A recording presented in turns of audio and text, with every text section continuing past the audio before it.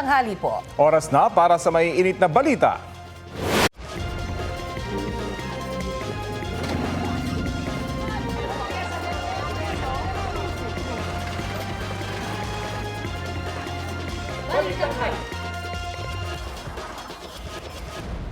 Bumagal ang daloy ng trapiko sa Ramon Magsaysay Boulevard sa Maynila nang tumagilid doon ang isang tanker truck. Sumemplang pang ilang motorcycle rider na dumaan sa lugar dahil sa natapong karga ng truck. May ulat on the spot si Manny Vargas ng Super Radio DZBB. Manny? Sa candy ng pumalat sa westbound lane ng Ramon Magsaysay Boulevard ang sangkaterbang sirup sa paggawa ng candy na karga ng isang tanker truck na tumagilid sa kalsada kaninang madaling araw. Ayon sa pahinanting si Jorex Concepcion, nawalan umano ng kontrol sa truck ang driver pagbaba ng NLEX connector dahil sa bigat ng kanilang karga. Kaya't itinumba na lamang nito ang truck sa bahagi ng Ramon Magsaysay Boulevard. Tumapon sa kalsada ang sirup na nagpahirap sa ilang motoristang dumaraan dahil sa lagkit ng lansangan. Ilang motorcycle rider pa ang natumba at nasaktan. Dahil dito, nagpatupad ng stop and go scheme sa kalsada ang MMDA habang nagsasagawa ng flushing o paglinis sa nasabing lansangan. Nagdulot ito ng matinding pagbigat sa trapiko na umabot ng 3 kilometro ang haba. Ayon sa pahinante, nagpaalam sa truck na pupunta lang sa ospital para ipatingin ang tinamong sugat pero na hindi na umano ito sumasagot sa mga tawag ngayon. Rafi, Connie? Manny, kumusta yung daloy ng trapiko sa lugar ngayon? Sa kasalukuyan, nabuksan na itong kabuuan ng Ramon Magsaysay Boulevard westbound. Ito'y sa may bahagi ng altura patungo ng direksyon ng Nagtahan. Ito ay dahil sa naisang ng Manila LGU ang paglilinis at pag-aalis doon sa kumalat na sirup na nagdulot ng pagkakasakit pa sa ilang sa mga rider na dumaan magmula kaninang hanggang kaninang pasado alas 9 ng umaga. Rafi? So wala nang danger, Manny, dun sa kalsada, kahit dun sa gilid kung saan flinashing itong natapong karga nitong truck? Tama ka dyan. Nilinis na nga yan pati yung mismong bangketa para masigurong wala nang madidisgrasya. Kasama na dyan yung mga pedestrian na maaring mapinsala pa o madulas dahil lang nga rin doon sa mga kumalat na sirup. At siniguro yan ng mga tauhan ng Manila LGU bago sila lumisan kanina.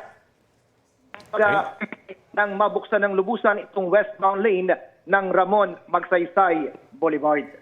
At yung truck, Manny, kumusta? Natanggal na ba doon sa lugar o hindi naman siya nagdudulot ng pagsikip ng trapiko pa? Hindi naman na ito nagdudulot ng trapiko pero ito'y nananatili pa doon sa lugar at ipinaubaya na doon sa mismong may-ari yung paggawa ng paraan para ito ay mahatak. Ang sinasabi ni Edward Gonzales ng MMDA Road Emergency Group ay either papalitan yung mismong tractor head o yung ulo ng trailer truck o kaya naman ay ipagagamit yung tow truck ng MMDA para ito ay mahatak sa isang destinasyon kung saan ay hindi na ito magdudulot pa ng karagdagang problema. Pero sa kasalukuyan ay nandun nga siya sa pinakagilid ng kalsada at hindi naman na ganong nakakaapekto sa daloy ng mga sasakyan dahil malapad itong Ramon Magsaysay Boulevard. Rafi?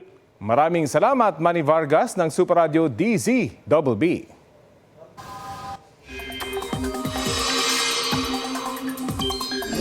Binaha ang ilang lugar sa Visayas at Mindanao dahil sa easterlies at local thunderstorms. Sa Aklan, isang truck ang naipit sa baha matapos magtangkang suungin ang tubig. Balitang hatid ni James Agustin. Lubog sa tubig ang bahagi ng kalsadang yan sa Banga, Aklan. Hindi makadaan ang mga motorista, kaya naipon ang mga sasakyan sa magkabilang bahagi ng National Highway habang hinihintay humupa ang tubig. Isang truck ang sumubok tawirin ng kalsada, pero hindi na nakaalis sa gitna. Nagtulungan ang mga residente at motorista para maialis doon ang truck. Hinila ang truck gamit ang lubid papunta sa mas ligtas na lugar. Nakaranas din ng baha ang ilang bahagi ng Tagbilaran, Bohol. Ayon sa mga taga roon, hindi kinaya ng drainage ang tubig, kaya bumaha sa mga mabababang lugar. Ayon sa Pag-asa, easterlies ang nagpaulan sa Visayas. Hanggang dibdib naman ang baha sa Talisayan, Misamis Oriental nitong Sabado. Ayon sa Talisayan Municipal Disaster Risk Reduction and Management Office, alas 3 ng hapon nang biglang bumuhos ang malakas na ulan doon. Mabilis daw tumaas ang tubig. Humupa rin ang tubig makalipas ang ilang oras, kaya't bumalik din agad sa kanilang mga bahay ang mahigit 100 pamilyang lumikas. Localized thunderstorms ang nagpaulan sa Misamis Oriental nitong weekend, ayon sa Pag-asa. James Agustin nagbabalita para sa GMA Integrated News. Patuloy ang pamimerwisyo ng andap o frost sa ilang lugar sa Benguet.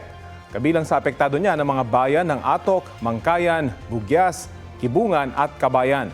Ayon sa Pag-asa, posibleng magtuloy-tuloy pa ito sa mataas na bahagi ng probinsya dahil hindi pa umaabot sa peak ang pinakamalamig na temperatura ngayong amihan season.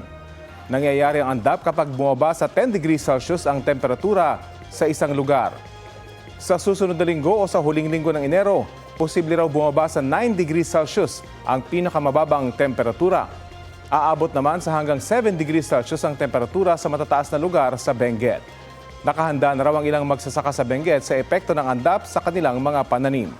Ang tumitinding lamig sa Benguet at ilan pang bahagi ng Northern at Central Luzon ay epekto pa rin ng hanging amihan. Magdadala rin ito ng ulan. Dahil din sa amihan, sabi ng Pag-asa, maalon ngayon at delikadong pumalaot ang maliliit na sasakyang pandagat sa ilang baybayin ng Ilocos Norte, Cagayan, Isabela, Aurora, Quezon Province kasama na ang Pulilio Islands. Bukod sa amihan, magpapaulan din sa ilang panig ng bansa ang shearline, easterlies at intertropical convergence zone. May panibagong low pressure area ang namuo sa labas ng Philippine Area of Responsibility. Namataan niya ng Pag-asa mahigit 1,000 kilometro east-southeast ng southeastern Mindanao. Posibleng pumasok sa PAR ang nasabing LPA ngayong araw. May medium chance ito na maging bagyo. Kung sakali, tatawagin niya na bagyong Ada ang unang bagyo sa bansa para sa taong 2026. Ngayong Martes, naitala sa Baguio City ang 14.8 degrees Celsius na minimum temperature habang 23.8 degrees Celsius dito sa Quezon City. Sa ibang balita, 2 magnanakaw ang arestado sa magkahiwalay na operasyon sa Marikina. Ang isa sinabing pagbabayaran ng ginawang krimen habang ang isa iginiit na pinagbintangan lang daw siya. Balita hatid ni EJ Gomez. Nakaupo at nakaposas ang lalaking yan matapos arestuhin ng pulisya dahil sa panloloob umano sa isang condominium unit sa Barangay Santo Niño sa Marikina City nitong linggo. Sakay ng motorsiklo ang sospek nang dire-diretso lang daw pumasok sa gate ng kondo. Nagpatay mali siya na hindi niya talaga nag-stop dun sa guard natin para magpa-check. Kaya itong mga guard natin, immediately sinundan nila yung lalaki na dumire-diretso dun sa second floor. Base sa investigasyon, pwersahan daw sinira ng sospek ang pintuan para makapasok sa isa sa mga unit sa ikalawang palapag ng gusali. Pagmamay-ari daw ito ng 64 anyos na dentista. Wala pong tao dun sa lugar, kaya talagang ginamitan niya ito ng screw para mabuksan, may pwersa talaga. Kaya doon na siya nakita nung palabas na po siya sa isang room. At yun nga po, may bit-bit siya na eco bag na may mga laman. Wala siyang may pakitang mga ID or pagkakilanlan na siya ay residente doon. Nakumpiska sa sospek ang isang airsoft pistol at airsoft gas canister. Gayon din ang isang patalim at ginamit na screwdriver. Na-recover din sa kanya ang mga ninakaw na items na abot sa mahigit 17,000 piso ang halaga. Kabilang ang ilang gadget, pati portable hand at neck fan. Sasampahan siya ng reklamong robbery. Babayaran ko na lang po yung kasalanan ko. Napag-alaman ng Marikina Police na ang motorsiklong ginamit ng sospek nakaw din pala. Pagmamay-ari raw ito ng isang taga Quezon City at ninakaw ito nito lang Disyembre ayon sa pulisya. Ginamit din umano ang motorsiklo sa isang insidente ng pagnanakaw sa Parañaque. Wala siyang pahayag kaugnay niyan. Sa records ng pulisya, nakulong na ang suspect noong 2023 at 2024 dahil sa robbery at kasong paglabag sa Motorcycle Crime Act. Isang lalaki ang inaresto rin ng pulisya dahil sa pagnanakaw umano sa isang auto shop sa Barangay Marikina Heights nitong linggo. At dito nga po ay bigla niyang kinuha na walang pasintabi sa mga may-ari ang isang car battery po. Nakita po siya ng isang katiwala dun sa lugar. Na-recover sa suspect ang ninakaw na baterya na halos 3,000 piso ang halaga. Itinanggi ni alias Josh ang pagnanakaw. Hinihintay lang daw niya noon ang kanyang mga kaibigan malapit sa auto shop para maglaro ng basketball. Aniya, pinagbibintangan lang siya. Hindi ko po talaga nagawa yun. Siguro baka may galit sa akin yung ma'am, yung may nagka-complain po. Ma'am, bigla pong dumating yung 3 kasamahan nila, ma'am. Tapos biglang ako po yung tinuturo nila na kumuha po ng battery doon. Naharap sa reklamong theft ang suspect na nakadetain sa custodial facility ng Marikina City Police Station. EJ Gomez, nagbabalita para sa GMA Integrated News. Ito ang GMA Regional TV News. May init na balita sa Luzon, hatid ng GMA Regional TV. Patay na nang matagpuan sa loob ng truck ang isang lalaki sa Herona sa Tarlac. Chris, meron na ba tayong na-establish na motibo kung sa krimen na ito? Oni, pagnanakaw ang tinitingnang motibo sa krimen na nauwi sa pagpatay ayon sa pulisya. May hawak ng person of interest ang PNP.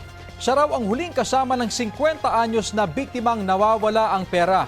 Base sa investigasyon at sa kwento ng residenteng nag-report sa pangyayari, magkatabi nilang ipinarada ng biktima ang kanilang sasakyan sa barangay Magaspak. Nang bumalik siya sa lugar, napansin niyang bahagyang nakabukas ang pinto sa passenger side ng truck. Nakasandal daw noon ang katawan ng biktima na nadiskubreng may saksak sa kaliwang dibdib. Tuloy naman ang investigasyon sa krimen.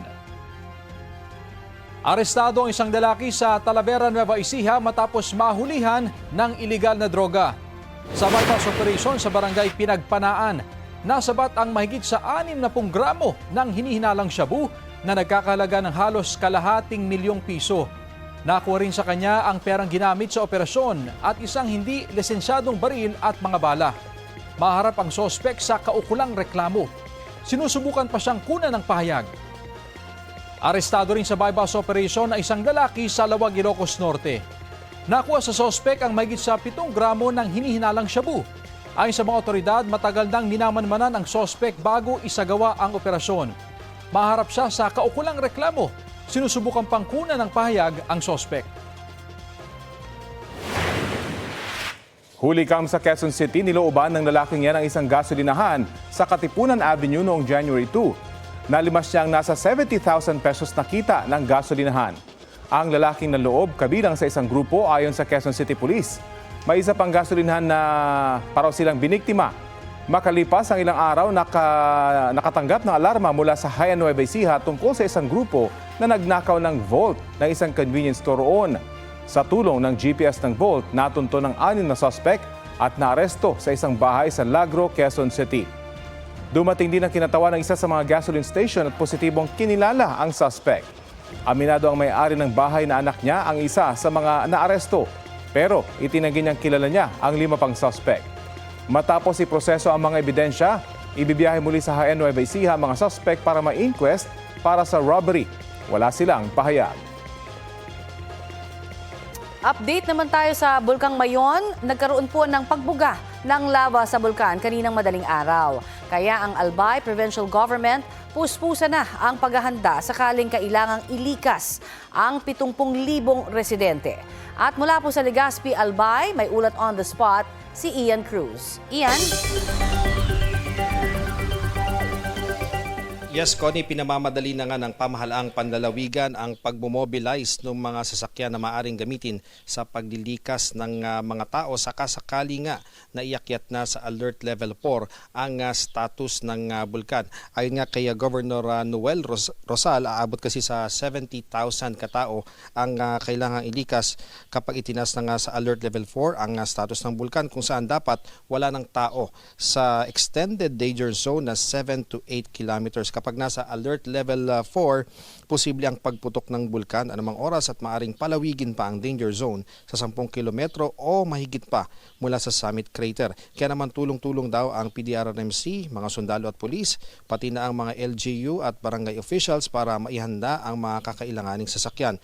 Kahapon, Connie, nasa 526 na tonelada ng sulfur dioxide o asupre ang naibuga nito, habang nasa 1,000 meters naman ang taas mula sa crater ng steaming nito at ang katamtamang pagsingaw napapadpad naman sa Kanluran, Timog Kanluran at Timog Kanluran. Kagabi, simula alas 11 ay nagpakita muli ng aktibidad ng bulkan sa pagduos-dos ng uson at pagbagsakan ng bato. Sa video na inilabas ng PHIVOX, nagkaroon ng maiksing lava fountaining na tinatayang 100 meters ang taas mula sa tuktok ng Mayon. Nangyari ito, Connie, ganap na 1:39 a.m. at tumagal lamang ito ng 35 seconds. Nanatili pa rin ang Alert Level 3 status ng bulkan. Kabilang nga sa mga aktibidad nito ang pagbuga ng lava dome at lava flow.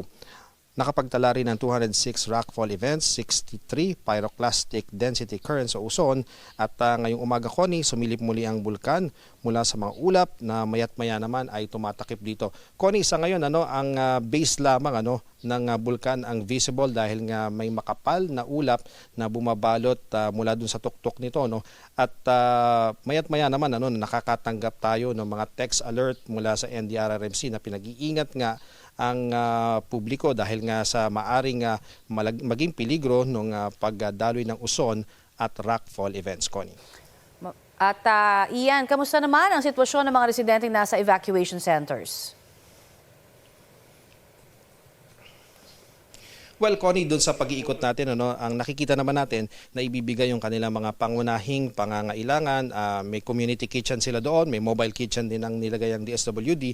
Pero yung nakita natin na isa sa mga inconvenience kaya doon sa Malilipot ay may pagkakataon na nawalan ng kuryente at syempre dahil maraming tao doon sa evacuation center, nag-iiyakan yung ilang bata dahil nga nainitan, pero bumalik din naman yung kuryente kalaunan kaya nasolve kagad yung problema. Actually, Connie, yung mga nandoon sa evacuation na yon ay ililipat sana sa isang tent city doon din sa Barangay San Jose, pero ang nangyayari kasi, Connie, ay dahil nga sa banta ng LPA ay sinasabi ng kanilang alkalde na baka hindi muna nila palipatin yung mga residente na nasa evacuation center dahil nga maaring lumakas ang pag-ulan, maaring lumakas ang hangin, ay mas mahihirapan sila kung nasa tent sila nananatili, Connie. Maraming salamat, Ian Cruz.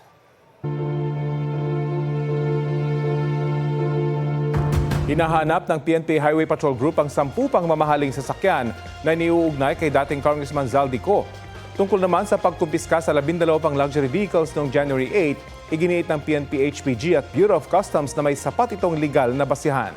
Narito po ang aking report. Nananatili sa ICI headquarters sa Taguig ang 12 sasakyang konektado umano kay dating Congressman Zaldico na kinumpiska sa isang condominium building sa Taguig nitong Huwebes.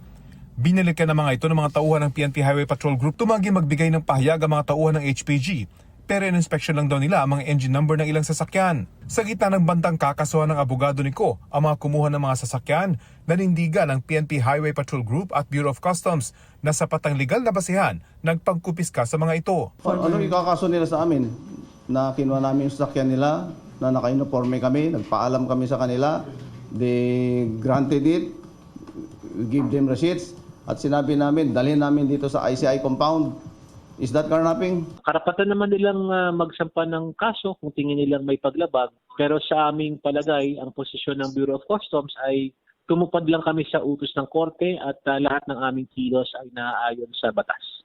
Ayon sa BOC, matapos makatanggap ng impormasyon mula sa ICI tungkol sa mga sasakyan ni Ko, chinek daw nila ang kanilang system at lumabas na walang import permit ang mga ito. Hindi naman ganun ka-substantial yung number ng entries for Rolls-Royces in the Philippines.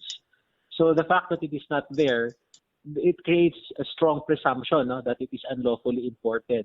Titingnan natin dito, baka naman ibang entry ang ginamit, tapos it might fall under misdeclaration or misclassification. So it's still early in our investigation. We will observe due process. Ayon sa HPG, hinahanap ang 10 pang sasakyang konektado umano kay Ko. Surrender nyo na yan. Baka abutan pa sa inyo. Hindi rin naman ninyo magagamit yan dahil huli hindi naman kayo sa kalsada. At hindi rin naman ninyo maibebenta yan. Pag inabutan pa sa inyo, kayo pa ang mananagot. Wala pang bagong pahayag ang kampo ni Ko. Pero dati nang sinabi ng kanyang abogado na maling kumpiskahin ang mga sasakyan na hindi naman nakapangalan sa kanyang kliyente. Rafi Tima nagbabalita para sa GMA Integrated News.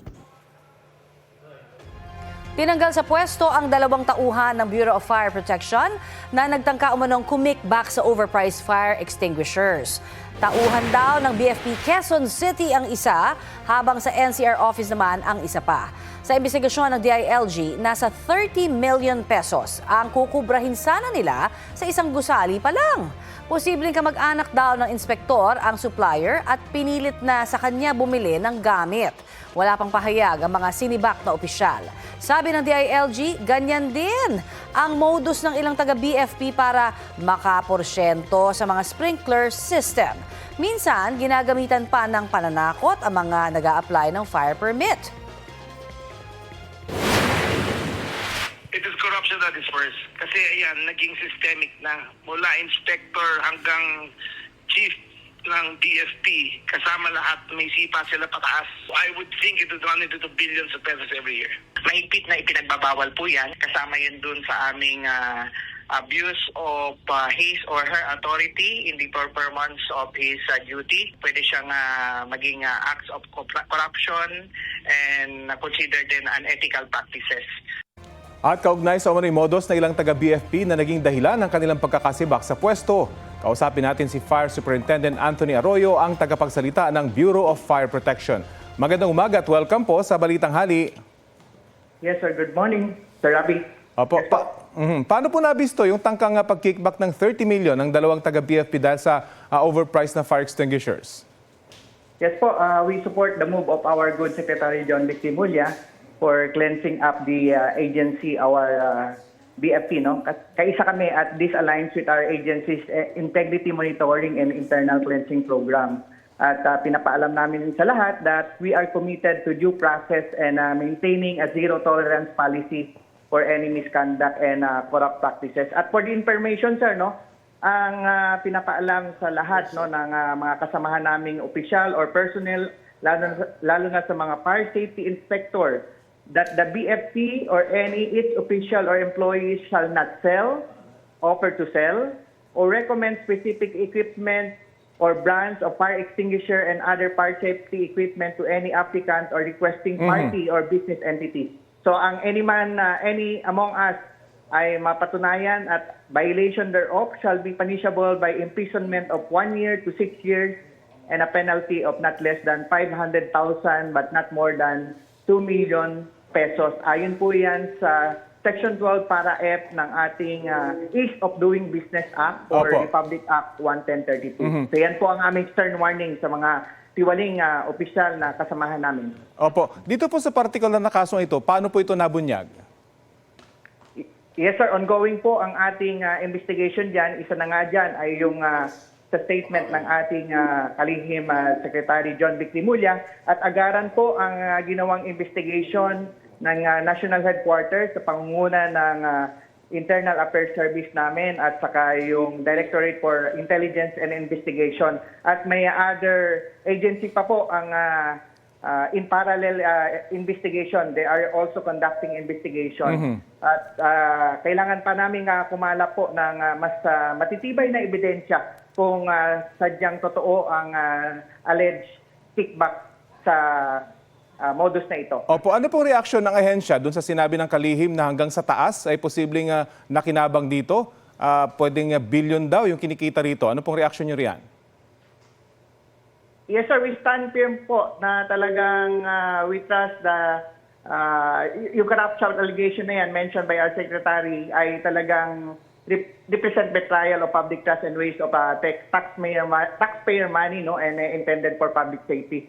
So acknowledging that the secretary has gathered evidence and plans to file cases against involved individuals, we will fully support this process. Opo, pero do acknowledge po na hindi na ito bago. Itong ganitong modus, may mga ganitong kaso na sa mga nakaraan, may mga kinasuhan at may mga aligasyon pa. Bakit po kaya hindi po ito nasa wata hanggang ngayon?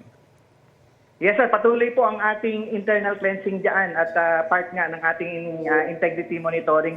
Ang amin lang pakiusap sa mga naging biktima, sa ating mga aplikante ng mga any related scenarios ay dumulong at makipag-ugnayan sa aming tanggapan para makakuha kami ng concrete evidence to really file necessary charges. Kasi kami sir ay talagang seryoso laban sa anumang katiwalian at patuloy kaming nakikiusap nga na makipagtulungan sa aming tanggapan. Sa kasong ito, sasampan ba nagreklamo yung dalawang taga-BFP na sangkot po doon sa overpriced fire extinguisher at posible bang madagdagan po sila? Yes sir, patuloy po ang ginagawang investigasyon ng investigating team at makakaasa kayo na magkakaroon ng feedback immediately pag once nag-prosper na yung investigation kung meron mang charges na ipapile eventually. May impormasyon ho ba kayo? Kung may numbers lang kayo, ilan na po ba yung nakasuhan nito before at ilan yung na-convict na sa ganitong mga kaparehong modus?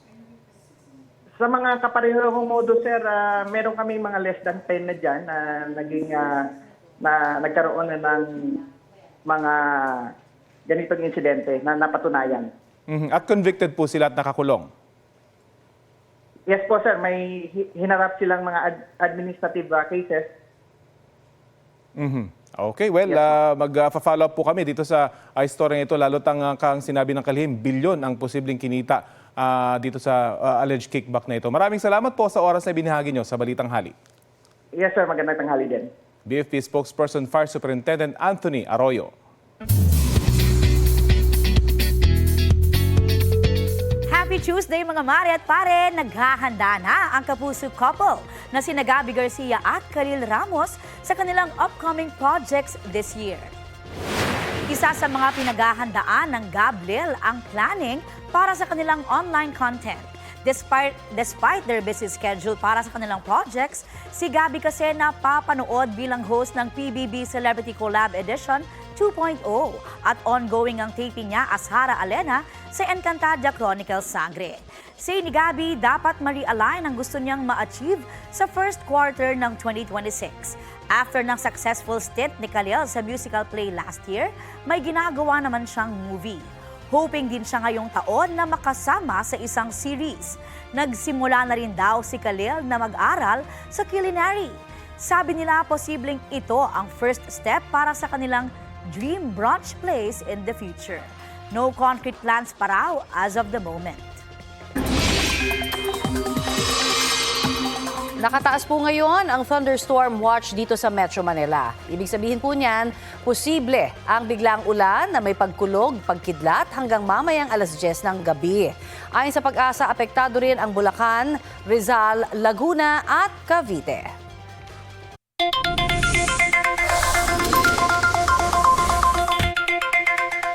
Tuloy-tuloy ang pagpasok ng imported na bigas sa bansa mula ng alisin ng pamahalaan ang pansamantalang ban dito nito pong January 1. Sa Dagupan, Pangasinan, 15 sako ng tig 50 kilo ng imported rice mula sa Malaysia ang dumating sa isang stall doon. Madaragdagan pa raw yan sa mga susunod na araw. Nasa 55 hanggang 57 pesos ang kada kilo ng imported na bigas, habang 37 hanggang 50 pesos ang presyo ng local rice. Depende po yan sa klase. Ayon sa mga negosyante, marami ang tumatangkilik sa imported na bigas dahil sa magandang kalidad nito. Pero para sa mga ordinaryong consumer, local commercial rice pa rin ang tinatangkilik dahil sa mas mababang presyo. Una nang sinabi ng Department of Agriculture na hanggang January 15, ipatutupad ang 15% na taripa sa imported na bigas. Kasunod nito ay itataas na nito sa 20% para makatugon naman sa regulatory and procedural requirements. Sa pinakahuling monitoring ng kagawaran, nasa 48 hanggang 51 pesos per kilo ang premium na imported rice sa Metro Manila. Nasa 41 hanggang 51 pesos ang well-milled rice at nasa 35 hanggang 45 pesos ang regular milled. Ang lokal na bigas naman nasa 43 hanggang 60 pesos ang kada kilo ng premium. Ang well-milled mabibili ng 38 hanggang 49 pesos at 35 hanggang 43 pesos ang regular milled.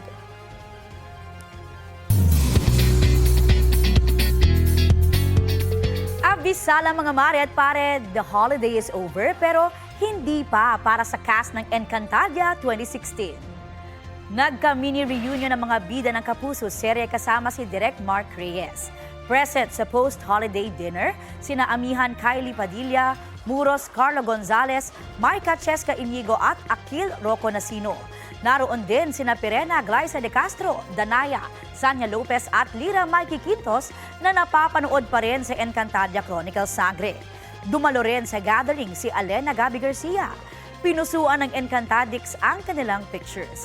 Speaking of Sangre, kaabang-abang sa episode mamayang gabi ang pagsubok ni Bathalang Gargan, played by Tom Rodriguez, sa mga bagong tagapangalaga ng mga brilyante.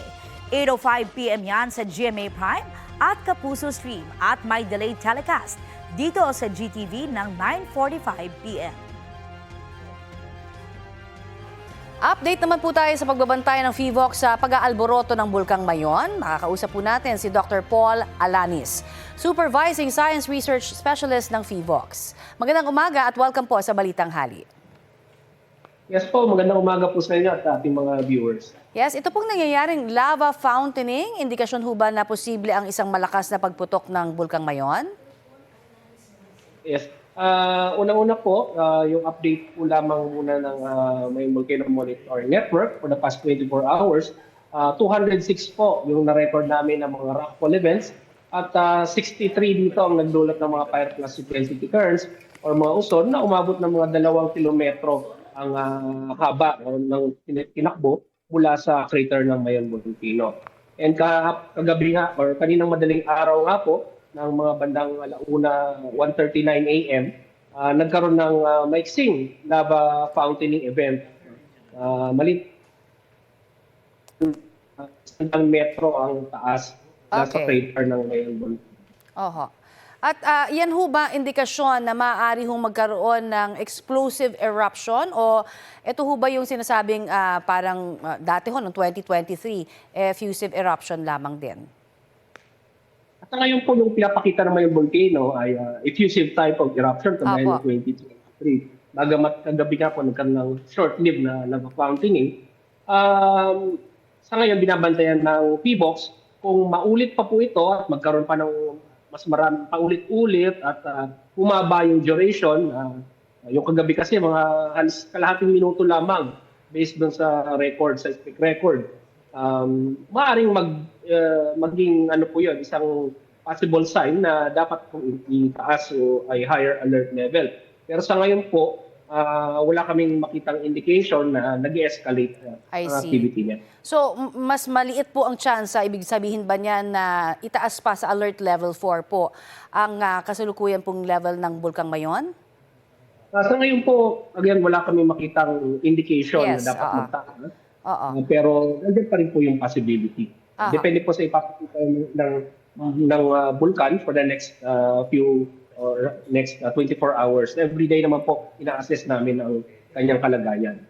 At yung kawalan po ng sinasabi na hindi makawalan o konti na mga earthquakes po, no? Ito ho ba yung indikasyon din na maaring hindi na ho talaga magkakaroon ng explosive eruption? Sa ngayon po yung kukunti o halos walang mga volcanic earthquakes. Bagamat meron kaming na-record na tremor, background tremor. So nasa mahinang-mahinang mahinang pagyanig sa ilalim ng bulkan, which is indication na merong magma na umaakyat mula sa ilalim. Hindi ko ngayon yung nagtutulak doon sa lava na unti-unti lumalabas. Okay. Pero magtatagal ho ba talaga ng 6 months na maaring manatili po ang ating mga kababayan sa mga evacuation centers because of ito pong effusive eruption na ito?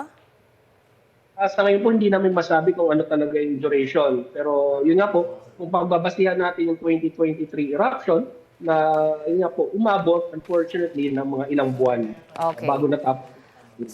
Sa ngayon ho, bukod sa Mayon, kamusta ho ang Bulkang Kanlaon, ang Taal? Ang Bulkang Kanlaon naman po ay nanatili pa rin sa alert level 2 at kahapon nga po may ilang kahapon po ilang pagputok din at pagbuga ng abo ang naranasan ng Kanlaon Volcano. Hindi naman ganun karami yung nilabas niya. Umabot lang din ng 100 meters ang taas mula sa crater ng vulkan. Habang ang Taal Volcano naman po ay nananatili sa alert level 1. Alright. Marami pong salamat sa inyo pong ibinigay na oras sa Balitang Hali. Welcome po. Yan po naman si Dr. Paul Alanis ng PHIVOLCS.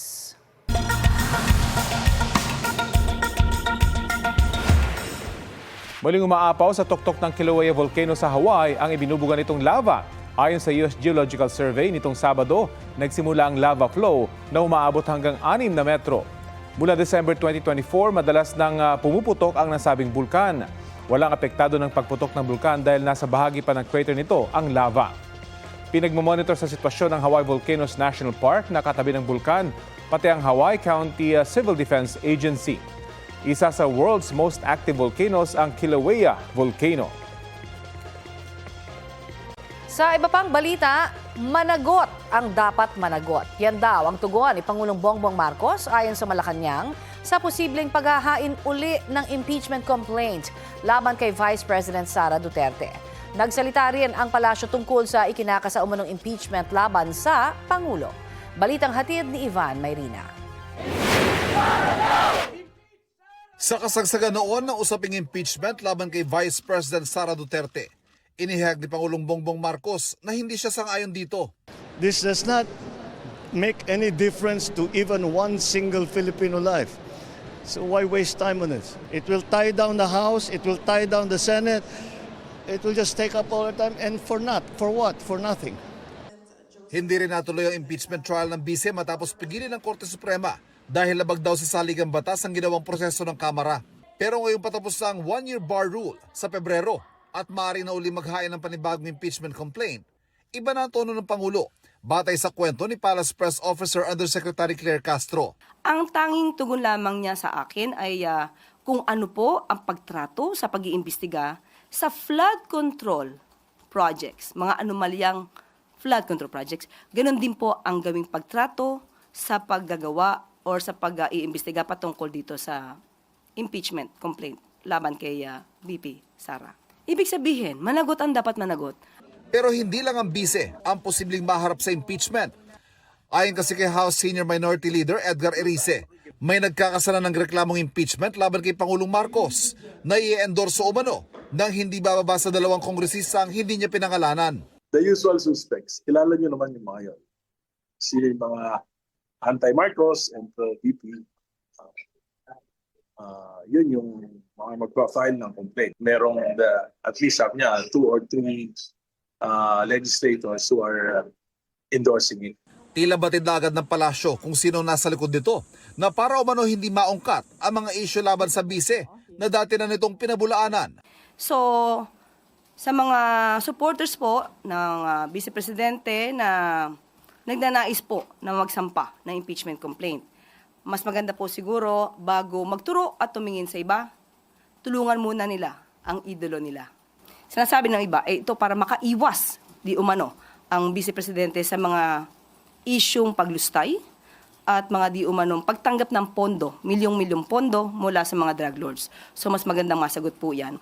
Ang mga bayan bloc sinabi naghahanda na silang muling mag-file ng impeachment laban kay Duterte. Naniniwala rin itong may basihan ng impeachment laban sa Pangulo, batay sa umano'y malawakang pagnanakaw sa national budget at aligasyon ng kickback. Kung magkaroon man, handa raw itong sagutin ng Pangulo. Ang Pangulo po, unang-una, hindi po siya nagnakaw ng pera. Pangalawa, siya po ang nagpapaimbestiga sa mga maaanomalyang flood control projects at maaaring naging sanhi ng korupsyon. Pangatlo, wala po siyang Mary Grace Piatos. Ivan Mayrina nagbabalita para sa GMA Integrated News. Ito ang GMA Regional TV News. Balita sa Visayas at Mindanao, hatid ng GMA Regional TV. Patay ang isang security guard matapos barilin sa General Santos City. Sara, tukoy na ba yung mga nasa likod ng krimen? Rafi, 2 ang itinuturo ngayong persons of interest ng pulisya. Sa investigasyon ng General Santos Police Station 9, natutulog doon ang biktima sa stockhouse ng pinagtatrabahuan niyang security agency sa Barangay Mabuhay. Ang unang POI nakainuman at nakaalitan ng biktima sa tinambayan niyang tindahan bago ang pamamaril. Nasa kustudiya siya ngayon ng mga otoridad. Isinailalim naman sa paraffin test at investigasyon ang kasamahan ng biktima sa naturang agency na dati na rin niyang nakaalitan. Personal na galit ang tinitingnang anggulo rito ng pulisya. Sinisikap ang makuhanan ng pahayag ang 2 POI, ang security agency at ang mga kaanak ng nasawing security guard. Huli kamang pang-hold up ng riding in tandem sa isang babaeng delivery rider sa Digos, Davao del Sur. Bumaba ang angkas na may hawak ng baril at kinapkapan ng delivery rider hanggang mahanap ang belt bag na may lamang 13,000 pesos. Pagkakuha ng salarin sa belt bag, agad silang tumakas ng kanyang kasabwat. Patuloy na pinaghahanap ng pulisya ang riding in tandem. Walang pahayag ang biktima kaugnay sa insidente. Patuloy ang search and rescue operation sa mga natabunan ng pagguho ng landfill sa Cebu City. May ulat on the spot si Alan Domingo ng GMA Regional TV. Alan? Yes, Connie, patuloy na tumataas ang bilang ng mga nasawi ng trash line sa Barangay Binaliw, Cebu City. 11 ang huling bilang ng mga nasawi sa gumuhong landfill. Isang katawan ng babae ang nakakuha kagabi na siyang pang-11 at nasa state of decomposition na. Kasalukuyang pinaghahanap pa ang 26 na natabunan sa gumuhong istruktura. Base sa record ng Cebu City LGU, 18 ang sugatan na nasa 2 hospital ng Cebu City.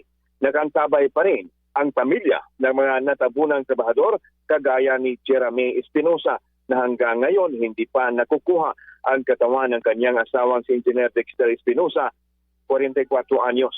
Ayon kay Jeremy, tanggap na nila na baka nasawi na ang kanyang asawa pero sana makuha itong buo para makita ng kanilang 3 anak. Pinagbabawalan na ang media at ang mga pamilya na makalapit sa lugar pero naghahanap pa rin sila ng ibang lugar para masilayan man lang ang pag-rescue sa kanilang mga mahal sa buhay.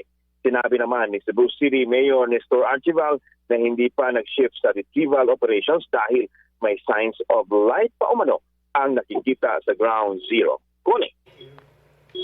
Maraming salamat, Alan Domingo.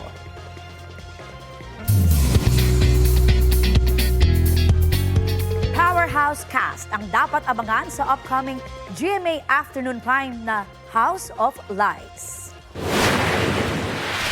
DJ the best. Tribunal. Yan ang makulit na teaser ng Powerhouse cast ng House of Lies. Full force din sila sa kanilang MediaCon. Pinangunahan niya ng mga bida sa series na sina Beauty Gonzalez at Chris Bernal na parehong balik GMA Afternoon Prime at first time na magkakatrabaho. Kasama nila sina Mike Tan at Martin Del Rosario. Pati ang veteran stars na sina Snooki Serna, Jackie Lou Blanco, Lito Pimentel, at Sparkle actor Kokoy De Santos. Present din sa MediaCon sina GMA Entertainment Group Officer in Charge Cheryl Chingsi at Vice President for Corporate Affairs and Communication Angel Cruz. Abangan sa Lunes 3:20 p.m. House of Lies sa GMA Afternoon Prime. Isinare din sa inyong mare ng ilang cast members ang kanilang insights sa pagbuo ng series. I must admit, nakakapagod siya kasi drama. Napakabigat ng eksena. And syempre sa mga co-actor ko, mabigat na nga. When they go to the set, they come prepared. So it makes it a bit more easier. Talagang kaiinisan ako. Kinakabahan ako kasi syempre gusto ko yung comeback ko may dating. Yung talagang sabihin na, pwede pa pala, di ba? Pwede pa pala siya, kaya na pa palang umarte. Paano i-reveal yung bawat kasinungalingan at paano namin tinatago? Sa totoo lang yung pagkakalatag ng script, kahit ako hindi ko alam kung ano mangyayari. Dito ang interesting sa House of Lies, lahat ng karakter dito may kasinungalingan. Yung mga viewers, kailangan nyo abangan to kasi every week may revelation, madaming pasabog ng mga tinatago ng mga characters.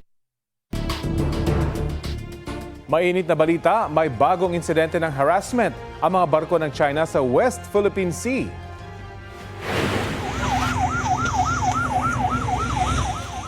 Ayon kay Philippine Coast Guard spokesperson for the West Philippine Sea, Jay Tariela, nangyari ang pangaharo ng barko ng China Coast Guard at ng Navy vessel ng People's Liberation Army sa ilang mangingisdang Pinoy bandang tanghali kahapon. 16 nautical miles daw yan mula sa Baho de Masinloc. Umiwas na ang bangka ng mga Pinoy pero sinundan pa rin daw sila ng China. Dumating ang PCG Kalaunan at pinasakay sa kanilang barko ang kapitan ng bangka. Binigyan din siya ng tulong medikal. Makalipas ang ilang oras ay nakapangisda pa rin sa lugar ang mga Pinoy. Sinusubukan pang kunin ang panig dito ng Chinese Embassy. Inaprubahan ng Department of Agriculture ang plano ng Sugar Regulatory Administration na mag-export ng 100,000 metric tons ng asukal sa Amerika.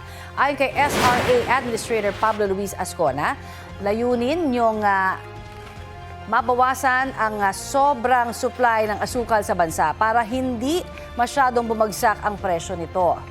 Nitong nakaraang anihan, 130,000 metric tons daw ang nadagdag sa lokal na supply ng asukal sa bansa.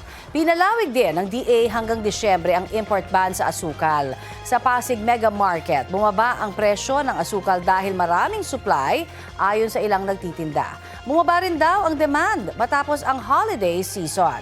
Ang refined white sugar nasa 78 pesos ang kada kilo. 78 pesos din ang washed dark sugar. 70 pesos din kada kilo ang refined brown sugar. At 65 pesos ang washed brown sugar. Batay naman sa latest monitoring ng DA sa ibang pamilihan sa Metro Manila, mahigit 82 pesos kada kilo ang refined sugar. Mahigit 75 pesos kada kilo ang washed sugar at halos 74 pesos ang brown sugar. Eto nga, hindi lang po taong simbahan ha, ang may asong simbahan din tayo sa Laguna pala, di ba? Banal na aso ang eksena sa gitna ng misa. Heto ang hatid niya, good vibes. Ayan, si Roxy, ang tinaguriang sacristog ng Cathedral of San Pablo. Kasunod po ng pagluhod ng pari at iba pang servers, tila tumango ito at nagbigay-pugay rin. Hanggang sa altar, dedicated ang alaga sa role nito bilang bantay. Alam pa nito ang tamang pwestuhan para hindi makasagabal sa mass activities. Behaved at well-trained si Roxy na alaga pala ng isang paring monsenyor. Ang video, mahigit 600,000 na ang views. Aba, sa Christdog, ikaw ay trending! Kakatuwa naman, cute. di ba? Pampagood vibes Lagi talaga. sigurong nagbimisa, kaya alam niya. Alam na niya. Well-trained talaga. At ito po ang Balitang Hali. Bahagi kami ng mas malaking misyon. Ako po, si Connie Season. Rafi Tima po. Kasama niyo rin po ako, Aubrey Carampel. Para sa mas malawak na paglilingkod sa bayan. Mula sa GMA Integrated News, ang News Authority ng Filipino.